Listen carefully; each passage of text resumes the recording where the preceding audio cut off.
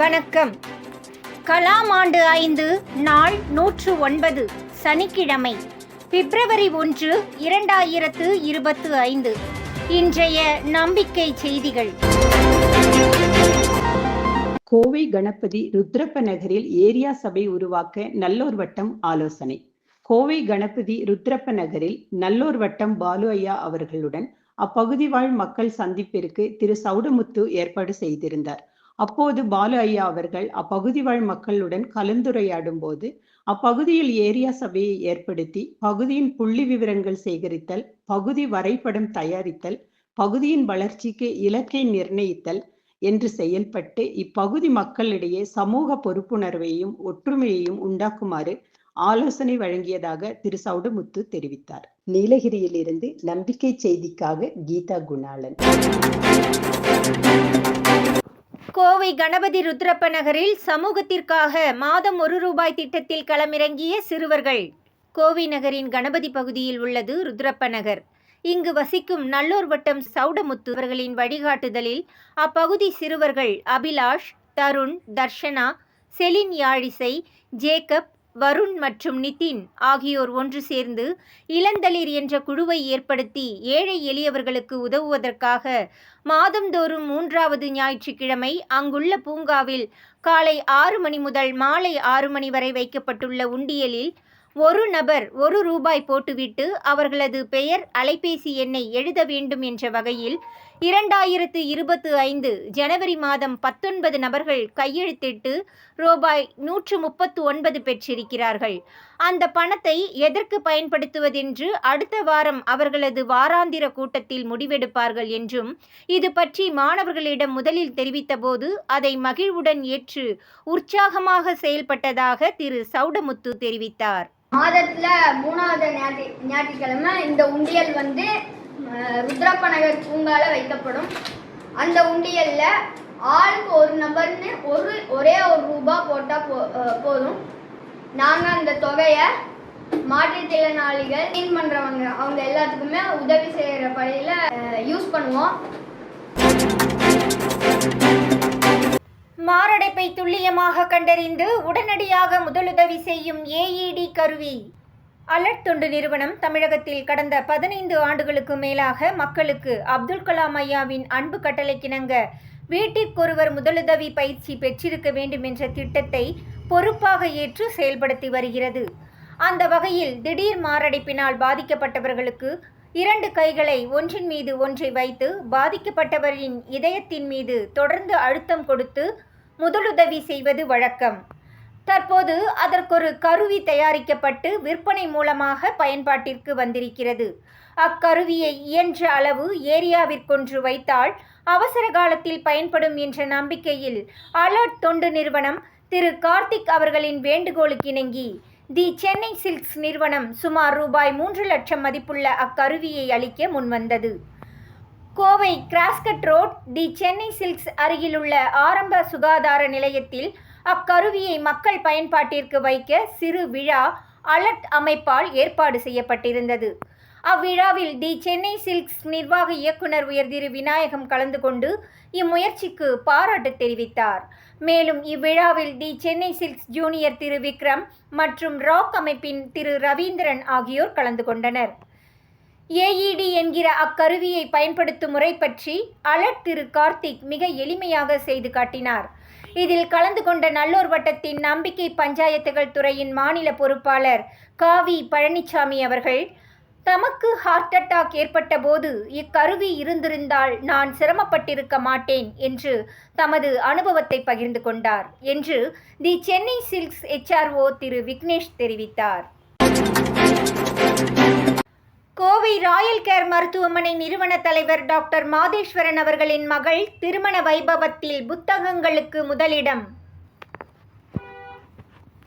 கோவையில் பிரபல multi speciality Royal care மருத்துவமனை நிறுவன தலைவர் டாக்டர் மாதேஸ்வரன் தமது மகள் மினு மாதேஸ்வரன் மற்றும் பிருத்வி மோனிஷ் BE அவர்களின் திருமண வைபவ மண்டபத்தில் மணமக்களை வாழ்த்த வந்திருந்தவர்கள் திருமண நினைவாக தங்களுக்கு பிடித்த 2 புத்தகங்களை எடுத்துச் செல்லலாம் என்று பெரிய அளவில் விளம்பர பலகை வைக்கப்பட்டிருந்தது. அதில் ரூபாய் 5 லட்சம் மதிப்புள்ள புத்தகங்கள் இடம்பெற்றிருந்ததாக அதற்கு பொறுப்பாளராக இருந்து செயல்பட்ட தி சென்னை சில்க்ஸ் HRO ஜோகராஜ் கூறினார். நம்பிக்கை செய்திகளுக்காக சென்னையிலிருந்து தயாநிதி. வியாபாரம், தொழில் எதுவோ அது மக்களுக்கானதாகவும் இருந்தால் பணத்துடன் பாராட்டும் கிடைக்கும் என்பதற்கு உதாரணம் நாமக்கல் புஷ்பா டயட் ஹோட்டல். நாமக்கல் தில்லைபுரத்தில் ஆரவாரம் எதுவுமின்றி ஆனால் பிஸியாக நடைபெற்று வரும் உணவகம்தான் புஷ்பா டயட் ஹோட்டல். அதன் தனி சிறப்புகள்: ஊர் சுற்றும் நூற்றுக்கணக்கான உணவகங்களை பயன்படுத்தி வரும் எங்களுக்கு புஷ்பா டயட் உணவகம் இதுவரை இப்படி பார்த்ததில்லை என்று சொல்ல வைத்தது.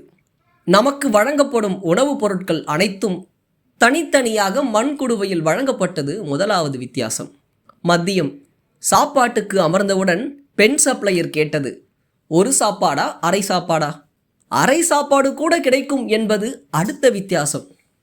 நாங்கள் 4 பேர் அமர்ந்தோம். 4 அரை சாப்பாடு ஆர்டர் செய்தோம்.